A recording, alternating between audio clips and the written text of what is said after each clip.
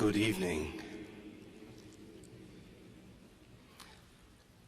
I thought it appropriate that I should say a few words on this Good Friday night about something that's really still on all of our minds. And I don't mean the Mueller report.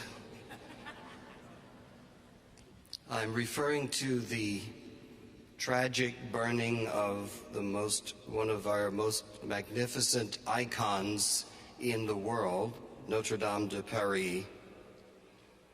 And I think it's safe to say that we shall never forget this tragedy. We will always remember that cathedral was nearly destroyed on Tuesday in Holy Week of 2019. I must confess to being surprised at the amount of press coverage and worldwide attention that was given to this one event. While I knew Notre Dame meant a lot to me, in fact, I had been there only a couple of days before it burned, I had no idea how much it meant to others. Not just the French people, but people throughout the world. Not just Roman Catholics, but all faiths. Not just historians of art and architecture, but ordinary, everyday folks were profoundly moved by this tragedy. And then I learned that overnight, inside of 24 hours, over €1 billion were contributed to restore that cathedral in about one day. So I confess to being mildly surprised by all of this, especially when we are constantly being told that religion in Western civilization is going away, rapidly disappearing. We are told that we are living in a post-Christian era. In all my military travels, I am seeing the exact opposite. The cross of Christ is being planted everywhere that I go in this world, which is pretty much everywhere. The cross of Christ is being venerated and worshiped everywhere in this world. I think sometimes we make our decisions about things based on our own little worldviews rather than based on the facts. Now, let me suggest that the burning of Notre Dame gives us a couple of things worth meditating on this Good Friday. First is to acknowledge that in this earthly life, we certainly need touchstones. Touchstones. You are sitting in one of them. As the Negro spiritual says, we can't make this journey by ourselves. So we need family, friends, faith, and sometimes even buildings like this very cathedral in which we are worshiping tonight. These touchstones of the things on which we can fairly rely, especially when we experience failure and disappointments and grief in our lives. As our Orthodox friends teach us, we need these icons that we can reach out and touch because they lead us to the holy, because we can literally see Christ through them.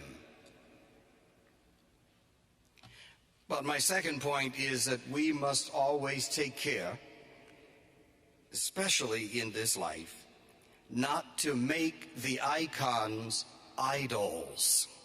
That's nice alliteration. You have two words there. Not to make the icons idols, remembering that idolatry is anything that we are tempted to put in the place of God. As the second commandment reminds us, thou shalt not make to thyself any graven images. Why? Because we can easily put our whole trust in them instead of putting our trust in God. I distinctly remember Archbishop of Canterbury, Robert Runcie, said in a sermon in Canterbury Cathedral at the Lambeth Conference of 1988, Lord Runcie started his sermon by having everybody in the cathedral look up to the high vaulted ceilings of that magnificent cathedral and marvel at its beauty and craftsmanship.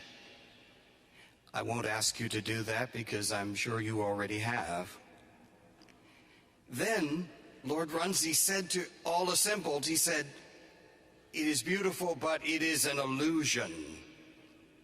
An illusion, apparently, because in Gothic architecture, no stone, no pier, no pillar, nothing stands alone.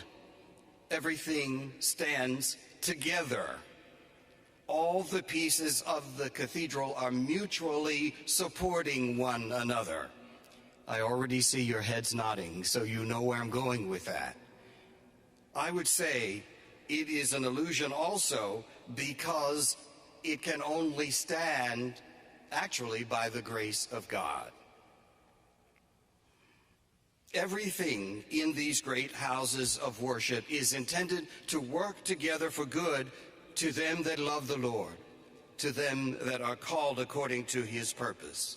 Romans 8:28.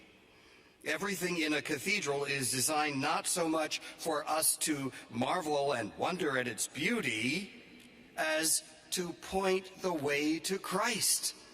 The reason why it's big and beautiful and cavernous is to remind you of the majesty of God.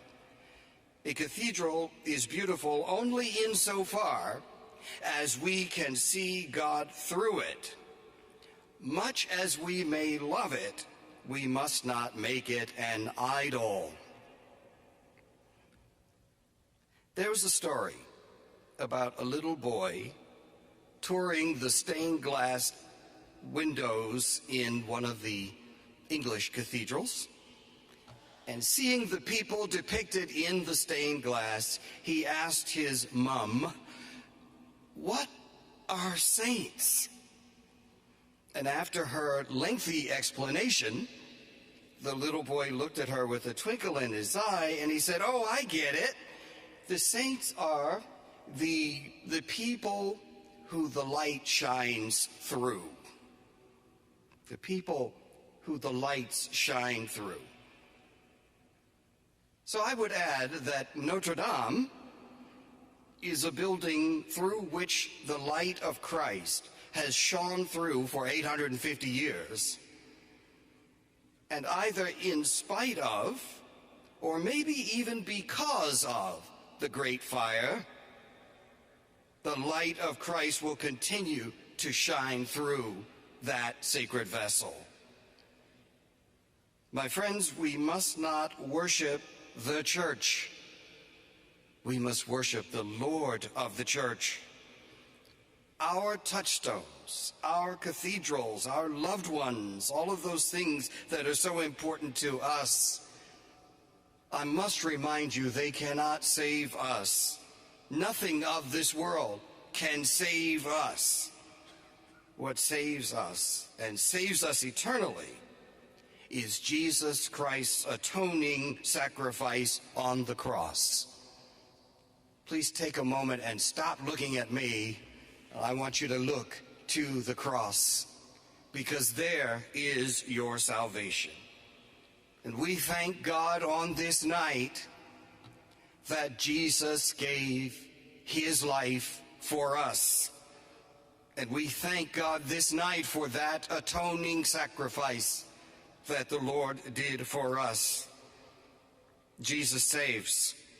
And that, my friends, that is what makes this Friday good.